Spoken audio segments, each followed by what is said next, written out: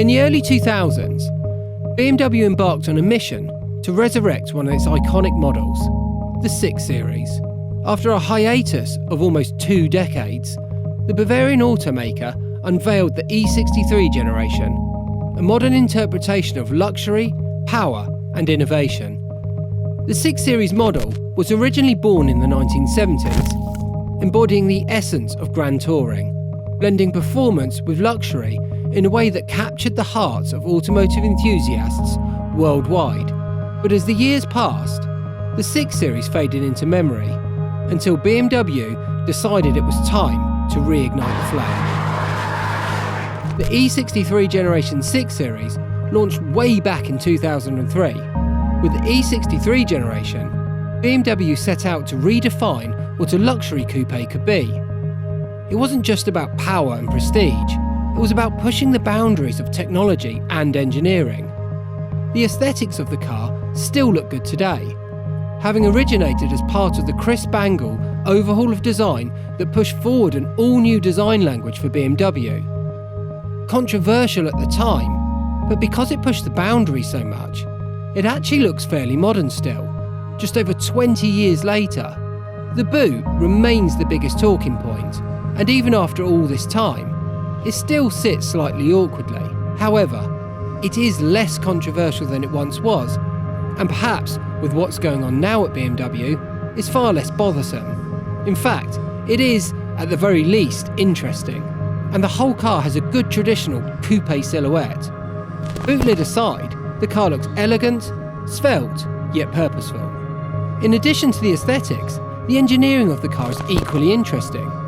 Based upon the underpinnings of the E60 Generation 5 series, but with a shorter wheelbase, meaning that despite having the appearance of a very large model, the E63 6 Series isn't actually as big as you might think, or indeed as heavy. BMW went to great lengths to keep the weight down as much as possible. Underneath the coupe body shell lies a complement to modern engineering for the time. BMW employed lightweight materials such as aluminium and composite plastics to enhance performance and efficiency without compromising on safety or comfort. From its aerodynamic design to its precision-tuned suspension and its choice of materials, every aspect of the E63 was crafted to deliver an unparalleled driving experience for its sector. At the core of the E63 lies a diverse array of power plants, from powerful V8s to silky smooth inline-6, N52 and N53 engines, which made their debut with the 6 Series before proliferating across BMW's model range.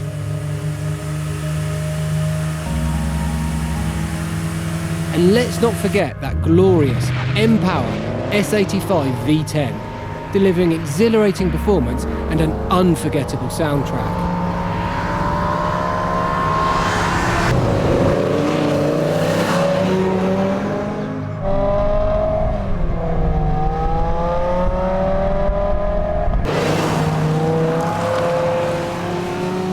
Notably, both straight 6 and V8 powered variants were available in the UK and Europe with a manual gearbox, offering drivers an enhanced driving experience to enjoy.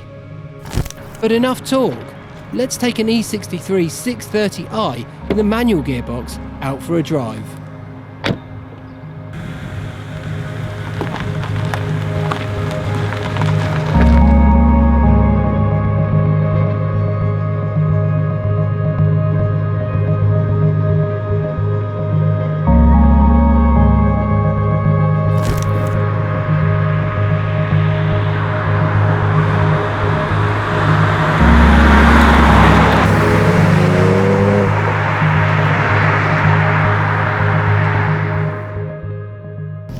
And so after nearly 20 years, what does this 6 Series drive like today?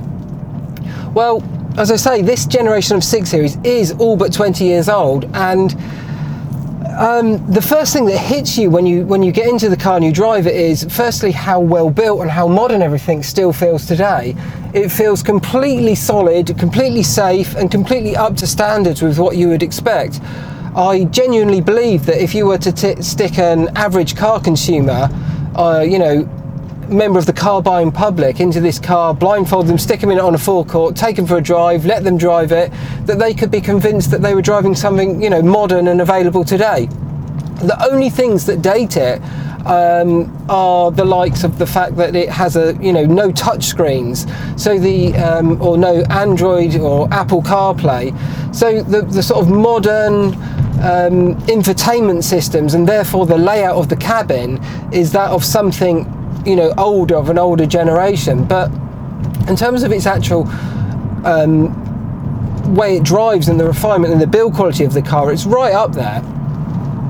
Now, the other things that date the car are the fact that it has a manual gearbox, because most things are automatic today. It has a naturally aspirated petrol engine, a straight six in this case, but they also did them in V8s, but they were all naturally aspirated, and obviously the V10 in the M6 as well. But they're all naturally aspirated, and it's got a hydraulic steering rack. So these are things that don't sit in line with the way car models are today, and the way cars have grown and the way they've become, and the way they've been developed, basically. But as car enthusiasts and as enthusiasts of driving, really, they are sort of some of the main features that we've all we've come to miss, and we all yearn for and we all enjoy. So it has this wonderful balance between old and new. So you start cruising along and you can feel the solidity of the car, you can feel the smoothness and the refinement. The engine's so refined you almost forget that there's one there at slow speeds. But once you get going, you're quite surprised. These little features allow the car to feel still quite good fun today. It has a sport button, and when you press that, it really does awaken everything up. It awakens the steering up. It makes the steering feel more meaty and more alert and sharper. But a heavier weighted steering doesn't necessarily mean better steering feel. My old 205 has got really light steering and some of the best steering feel I've ever experienced. So it's not just a case of heavier means better or meatier means better, but in this car it really does aid it, and it really does make you feel more connected and like the car's a bit sharper and a bit more alive. And with the sport button not pressed, it feels more refined and more luxurious, as you feel a little bit less connected to the road. But the thing that also wakens up is the throttle response, and it means that the drive-by-wire nature that we've had with newer cars, probably from mid-90s onwards really for most things, it's kind of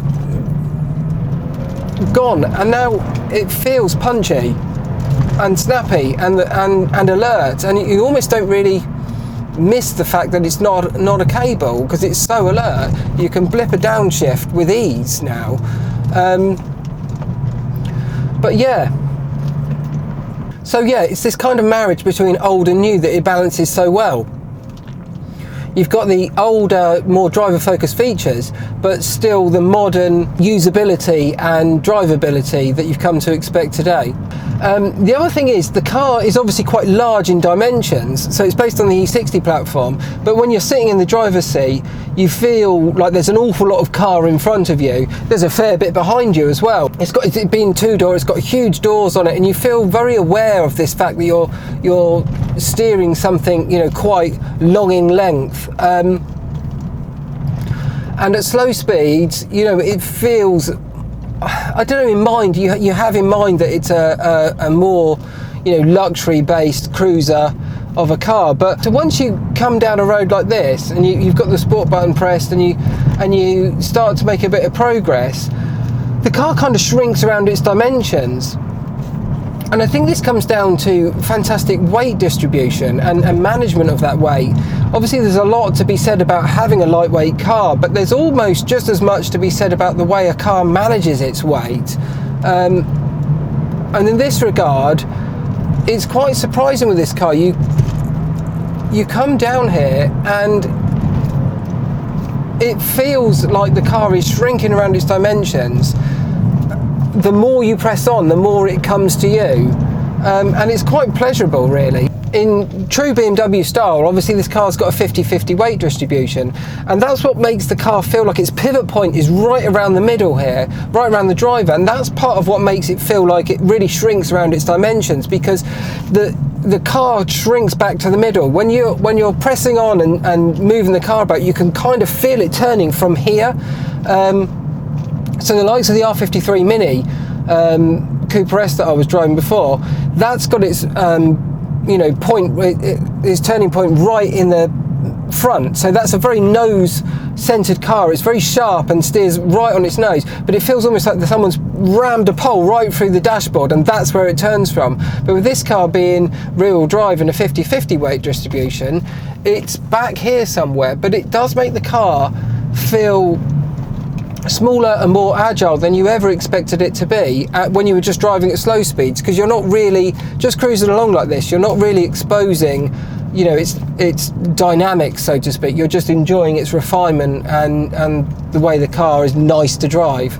But as I say, when you press on, it really is quite a surprise, you know, that it's a car of two characters, a car of it's got two different sides to it.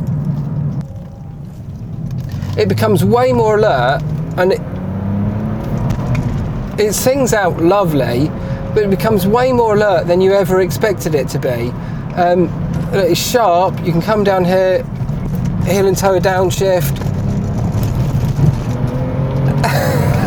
So it sings right out. It's got that lovely feeling that you get with a, you know, salted rear-wheel drive car, where you come out of the corner and it's got that kind of, like, it just feels, you know, you're not squirming, you're not shaking about, but it has that punch, and it just feels like you're just off to the horizon.